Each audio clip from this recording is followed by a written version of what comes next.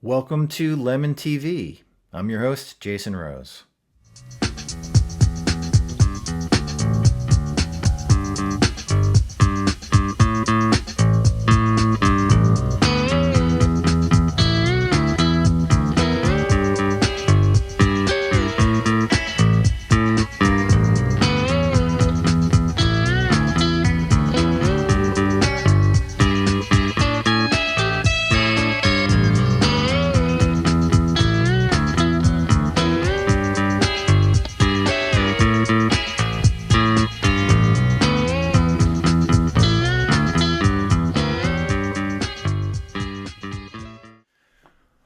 On this episode, we will be welcoming back to the program Kilynn Lunsford. If you watch Lemon TV, you might recall that we had an episode last year featuring Kilynn. It was shot live on location at PhillyCAM. It was a great show. Kilynn requested to come back to the program for a studio shot show, and we were more than happy to have her back. I'm personally a huge fan of her brand of psychotic and often disturbing music. Hopefully you are as well. So welcome aboard, buckle up. Once again on Lemon TV, Kilynn Lunsford.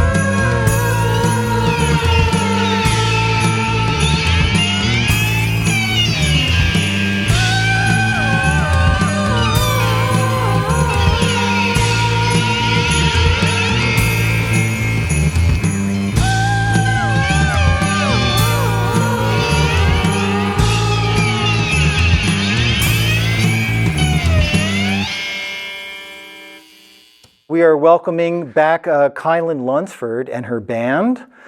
Let's introduce ourselves to the viewers and let them know your names and your instruments.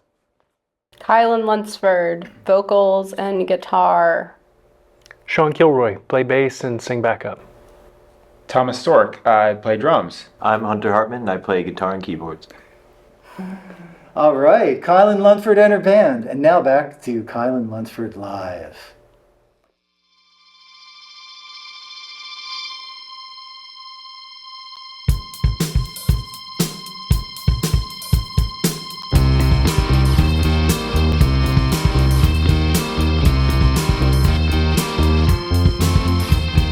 Crossing over into decay.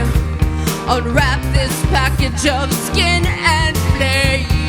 What a fine gift I'll make your face. All you have to do is manipulate the remote control.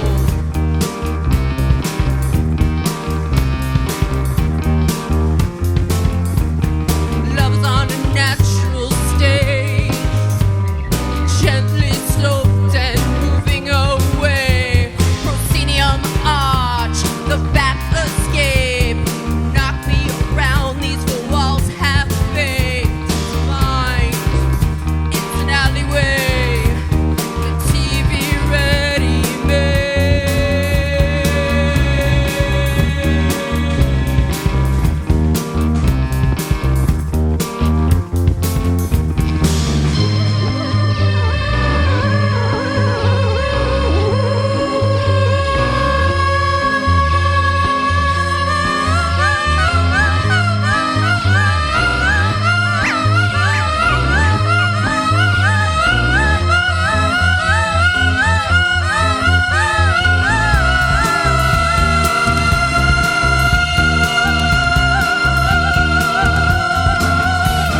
Gag world, we populate.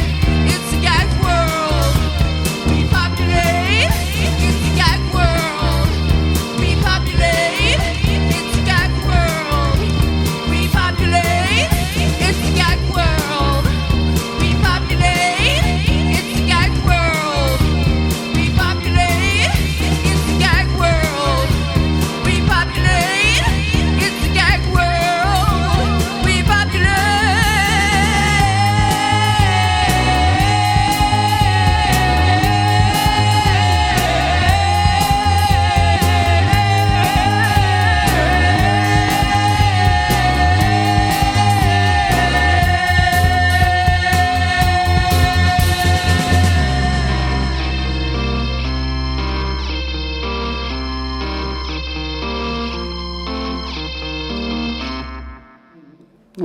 Let's catch up. What have you guys been up to since the last time we met when we did a show last Halloween at PhillyCAM?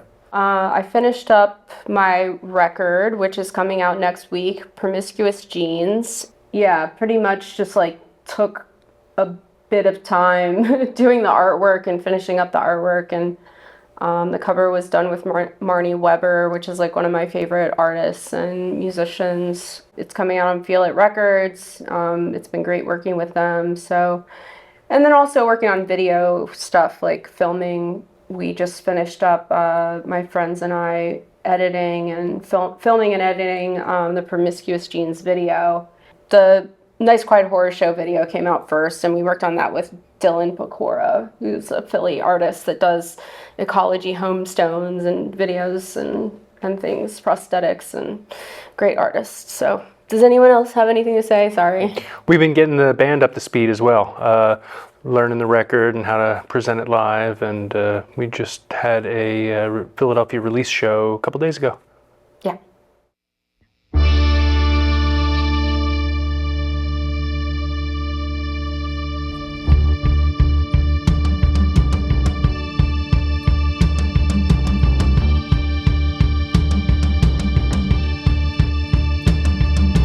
Crosses on their rise, sticking where the nurseries rhyme. One finger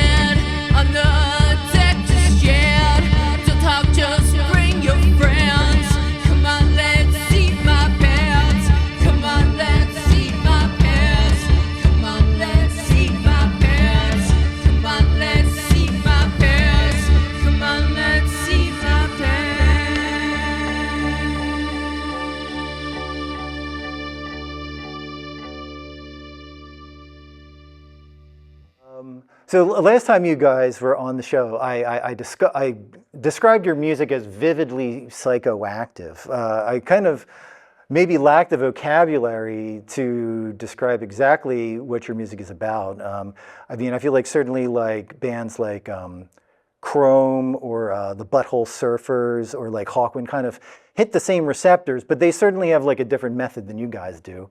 So anyway, long story short, how do you guys describe your sound to the uninitiated when describing your band? Usually people are asking me, and you know, they're just sort of like people I work with, or try to hide it as much as I can, but these days with the internet, it's a little harder. So, you know, I was doing good for a while, but not anymore.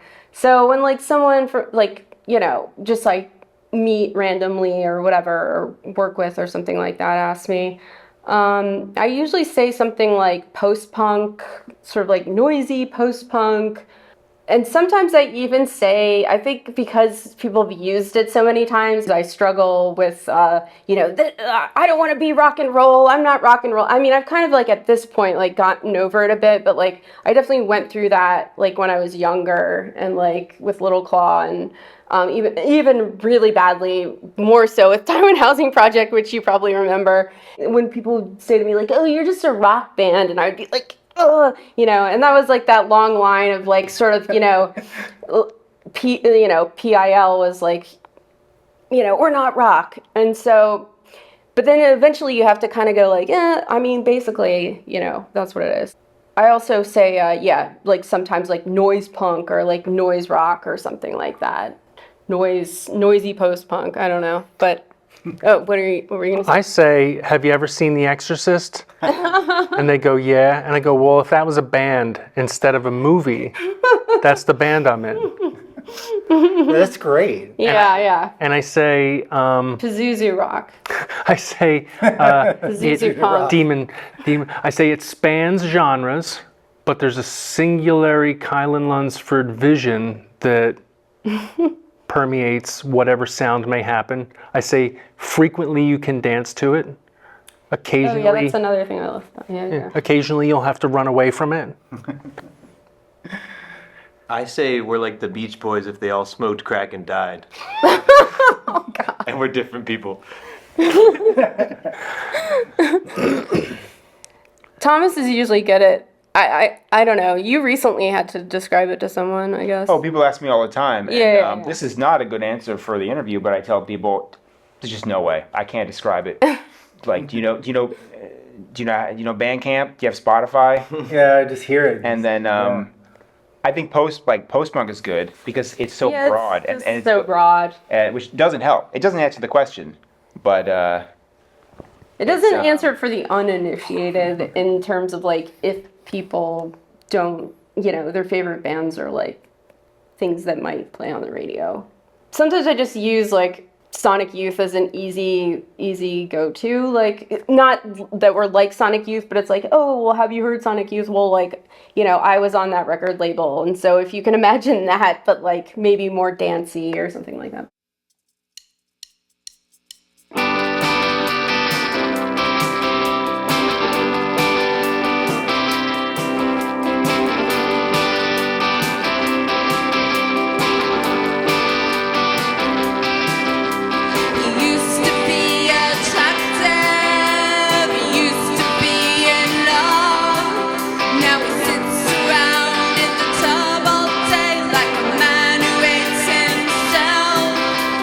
Saddest of dreams, sincerity spurned by empty schemes.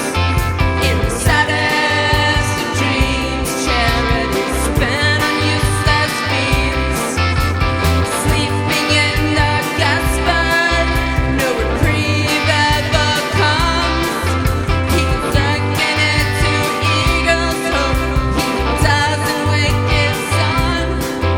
In the saddest of dreams,